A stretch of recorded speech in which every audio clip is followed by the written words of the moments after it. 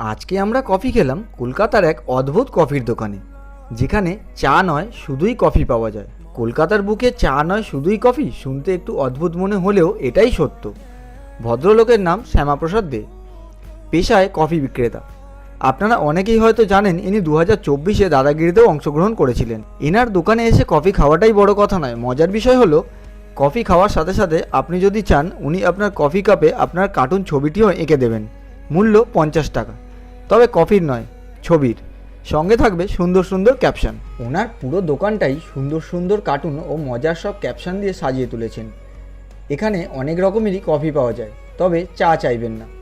আপনারাও চাইলে শ্যামাপ্রসাদ বাবুর এই কফি দোকানে 1 কাপ কফি খেতে আসতেই পারেন, আর কফি কাপে নিজের কার্টুন ছবিটি আঁকিয়ে নিতে পারেন।